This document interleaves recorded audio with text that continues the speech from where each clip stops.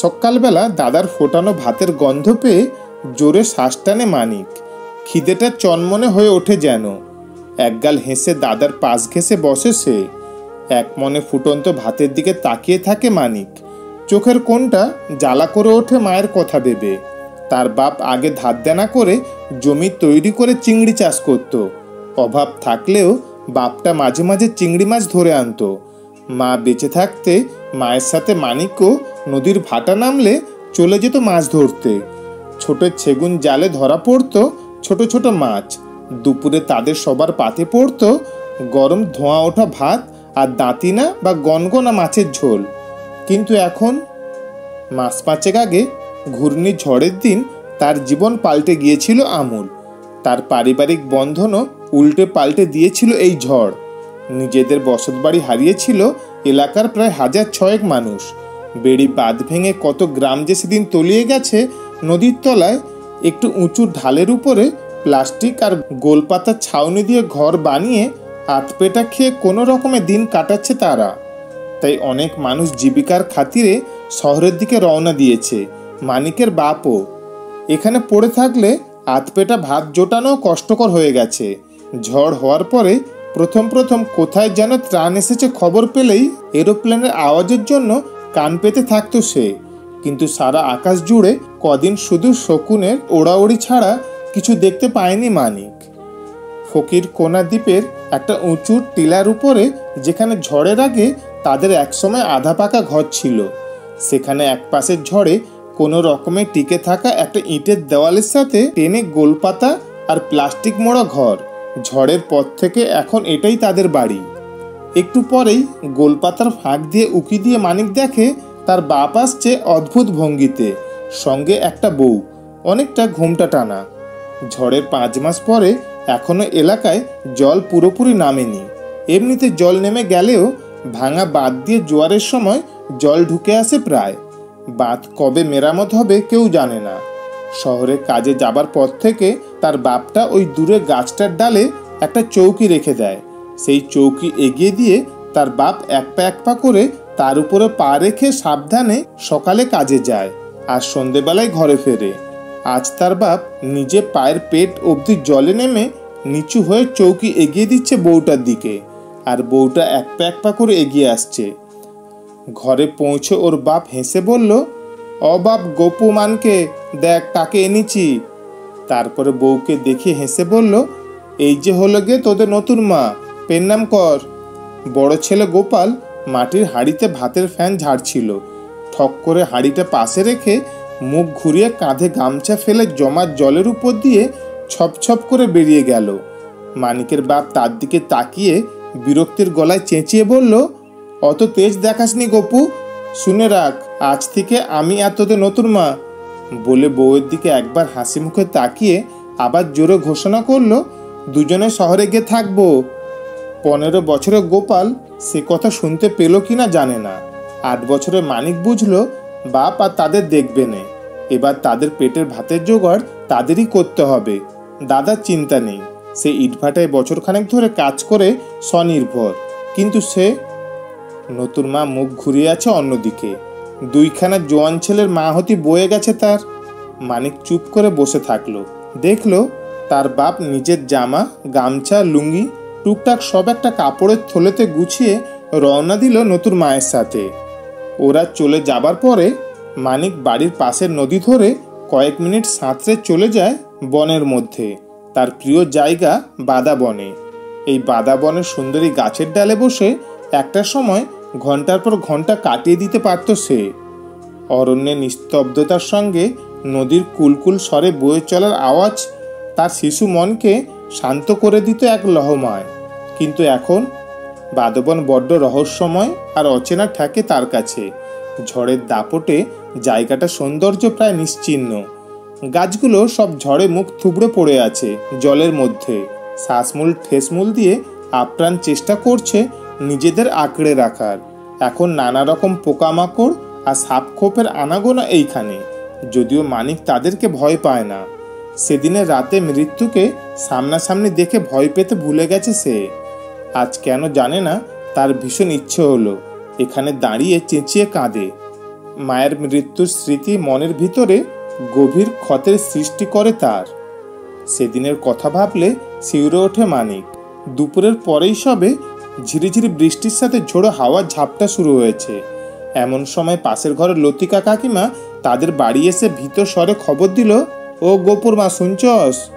দেখে এলুম, নদী হু হু করে বড় হচ্ছি রে, এবারে বুঝি সব গেল। বলে মাথা চাপড়ে বসে মুখে আঁচল চেপে কাঁদতে লাগলো। সুন্দরবনের বাসিন্দা ছোট্ট মানিক আগেও ঝড় দেখেছে, মা বাপের মুখে চিন্তার রেখা দেখেছে, ঝড়ের শেষে আবার ঘুরে দাঁড়িয়ে ঘর মেরামতো করতে দেখেছে, কিন্তু এবারের মতো আগে থেকে এইভাবে কাউকে কাঁদতে দেখেনি। এবারে যেন সবাই কেমন দিশেহারা। ঝড়ের সাথে ভরা কোটালের সংযোগ, এ নাকি ভালো লক্ষণ নয়। সকালে তাড়াহুড়ো করে মোটা টিনের তার দিয়ে তার বাবা শক্ত করে ঘরের টিনের চালা বেঁধেছে। মা তার হাঁস মুরগি ছাগলকে বারান্দার পাশে তুলে এনেছে। নদীর নাকি এখন ভয়ঙ্কর অবস্থা। মানিক দুপুরে দেখেছে নদীর জল বাড়ছে, কিন্তু প্রতি কোটালে তো এমনই বাড়ে। বাবা শুকনো মুখে তাড়াতাড়ি গুছিয়ে রাখা সামান্য কটা টাকা সাদা বোচকা প্লাস্টিকে মুড়ে নিজের লুঙির কোমরে পেঁচিয়ে গুজল। তারপরে মায়ের সাথে গুছোতে লাগলো ঘরের টুকটাক। যদিও তেমন কিছুই ছিল না গুছোনোর মতো, তবুও যতটুকু সঞ্চয় তাই যেন প্রাণপণে আঁকড়ে ধরা। মানিক স্থির থাকতে না পেরে দৌড়ে বের হয়ে গেল জলের স্রোত দেখতে। মা পিছনে চেঁচালো, অমানিক, বৃষ্টিতে ভিজে কোথায় যাস বাপ? মানিক ততক্ষণে প্রায় নদীর দিকে। গর্জন শুনতে পাচ্ছে। সুন্দরবনের সব থেকে কাছে এই জনবসতি, একটা বিচ্ছিন্ন দ্বীপ এই ফকিরকোনা। মানিকের বাড়ি থেকে কিছুটা দূরে দুই পাশে দুটো নদী, সুতারখালি আর শিবসা। ভাটার সময় নদী দুটো হেঁটে পার করতে পারে মানিক, জঙ্গলে সেই বাদা বনে যাওয়ার জন্য। জোয়ারের সময় হলে কয়েক মিনিট সাঁতরাতে হয় মাত্র, কিন্তু সেদিন নদী দুটোকে চেনাই যাচ্ছিল না যেন। ঝোড়ো হাওয়ার সাথে সাথে তার অতি পরিচিত চেনা ভালোবাসার নদী কেমন অচেনা আর ভয়ঙ্কর হয়ে গিয়েছিল মানিকের। এখন তার নিজেরই ভয় করতে লাগলো। এলাকার অনেকেই নদীর রুদ্র মুখ দেখে বউ বাচ্চা নিয়ে চলে যেতে চাইছে পাশের এলাকায়, কিন্তু সব জায়গায় প্রায় এক অবস্থা। পাশের স্থলভাগ থেকে ধীরে ধীরে বিচ্ছিন্ন হচ্ছে তারা। সন্ধ্যের পর থেকে সে কি ঝড়ের তাণ্ডব। গর্জন শুনে কেঁপে উঠেছিল মানিকের বুক। মনে হচ্ছিল কোনো দানব আছাড় খেয়ে হুঙ্কার দিচ্ছে। নদী ধীরে ধীরে কাছে আসছিল। বেড়ার ফাঁক দিয়ে সাদা জলের রেখা স্পষ্ট হচ্ছিল ক্রমশ। এ যেন মৃত্যুর জন্য অপেক্ষা করা। লতিকা কাকিমাদের বাড়ি সমেত প্রতিবেশীদের বাড়িগুলো স্রোতের মধ্যে নিজেদের আত্মহতি দিচ্ছিল যেন। হঠাৎ তাদের শক্ত করে বাঁধা ঘরের টিনের চাল উপড়ে যাওয়ার প্রায় সঙ্গে সঙ্গেই শিবসার জলের তোড়ে তাদের ঘরে উঠোন আর রান্নাঘর ভাসিয়ে নিয়ে গিয়েছিল। দুটো ছাগল আর 5টা মুরগি ভয়ার্ত গলার ডাকে মানিকের মা ছুটে গিয়েছিল বারান্দায়। মুহূর্তে শিবসা নদীর জলের ভীষণ তোড়ে টেনে নিয়ে গেছে ওদের, সেই সঙ্গে তার মাটারেও। মায়ের সেই আর্ত চিৎকার আজও মানিকের বুকে বাজে। বাপ বাঁচাতে গিয়েও পারেনি কিছুতেই। চোখের সামনে তলিয়ে গিয়েছিল তার মা। ঝোড়ো কাকের মতো ভিজে ঠকঠক করতে করতে ঘরের কোণের বাঁশ ধরে ঝুলে শুধুমাত্র বিস্ফোরিত চোখে দেখা ছাড়া আর কোনো উপায় ছিল না তার। তার মার বুক ফাটা চিৎকার করে ওঠা কান্নার আওয়াজ চাপা পড়ে গিয়েছিল ঝড়ের গর্জনের নিচে। মানিকের চোখের জল আর বৃষ্টির জল মিলেমিশে এক হয়ে গিয়েছিল সেদিন। এখন প্রায় 1.5 বছর পরে মানিকের আমূল পরিবর্তন হয়েছে। মায়ের জন্য হাহাকার করা মনকে মুখের হাসি দিয়ে ঢেকে রাখতে সক্ষম হয়েছে। সব কিছু ভুলতে মাঝে মাঝেই কয়েক মাস বা বছর খানেকের জন্য হারিয়ে যেতে চাইছে। ভিড়ের মধ্যে মিশে গিয়ে শহরের এই প্রান্ত থেকে ওই প্রান্তে ঘুরে বেড়ায়। কোনো সময় কোনো দোকানে বা হোটেলে কাজে জুটিয়ে নেয়। বছর 1.5-2 পরে কোনো একদিন যখন সবাই ঘরের মধ্যে টিমটিমে আলোয় বন্দি, তখন মানিক ছপ ছপ করে জল ছাপিয়ে ফেরে তার ঘরে। গোলপাতার ছায়ার ভিতরে অপুষ্টি অথচ এক উজ্জ্বল অবয়ব নড়াচড়া করতে দেখলেই প্রতিবেশীরা বোঝে তখন মানিক ফিরেছে। এতদিন পরে মনে পড়ল টালি ভিটের কথা। কেউ একথা জিজ্ঞেস করলে ছোট ছেলেটা বিজ্ঞের মতো হেসে বলে, ফিরতে মন চায় না গো। তা কোথায় ছিলে একদিন? জিজ্ঞেস করলে উদাসভাবে কয়, যেদিকে মন চায় ঘুরে এলুম কাকা। আসলে মন না চাইলেও তাকে ফিরতে হয় সেই গোলপাতার ছাউনি দেওয়া পরিত্যক্ত ঘরের টানে, যেখানে একটা সময় তার আধা পাকা বাড়ি ছিল, পরিবারে বন্ধন ছিল, অভাব থাকলেও ভালোবাসা ছিল। যে জায়গাটা ছুতে মন চায় তার মাঝে মাঝে। হয়তো একেই ভিটের টান বলে। তাই হয়তো দীর্ঘদিন পরে ফেরার টানে উতলা হয়ে কোনো এক সন্ধেবেলা বা ভোরবেলায় শিবসা নদীর ওপারে কোনো মাছের ট্রলারে বা ডিঙিতে চেপে বসে। কেউ ভাড়া নেয় না ওর কাছ থেকে। ছোট ভবঘুরে ছেলেটিকে সবাই একটু প্রশ্রয় দেয়। ভেজা পাটাতনের উপরে মাছের লেজার ঝাপটা আর ছটপটানি দেখতে দেখতে এপারে ফেরে মানিক। তার দাদা এখন বিয়ে করে আলাদা থাকে ইটভাটায়। সেই ঘরে মানিকের জায়গা নেই। প্রায় দিন খিদেতে মানিকের পেট লেগে যায় যেন পিঠে। মায়ের স্মৃতি তার মনটাকে পুড়িয়ে খাক করে, তবুও তার উজ্জ্বল অভুক্ত চোখে মুখে থাকে হাসি রেশ।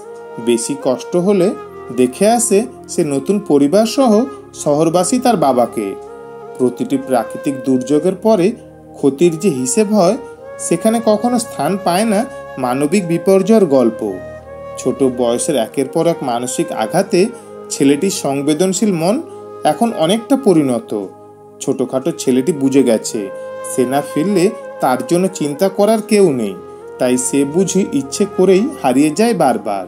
লেখিকা আরও বলেছেন, অনেকটা গল্প হলেও গল্পের সারমর্ম সত্যি ঘটনা অবলম্বনে। যে মাধ্যমে ঘটনাটি জেনেছি সেই মাধ্যমকে কৃতজ্ঞতা ও সম্মান জানিয়েই আমার গল্পটি লিখলাম। শুনছিলেন আজকের গল্প ভিটের টানে, কলমে ঝুম্পা মণ্ডল। গল্পটি ভালো লাগলে শেয়ার করবেন। ধন্যবাদ।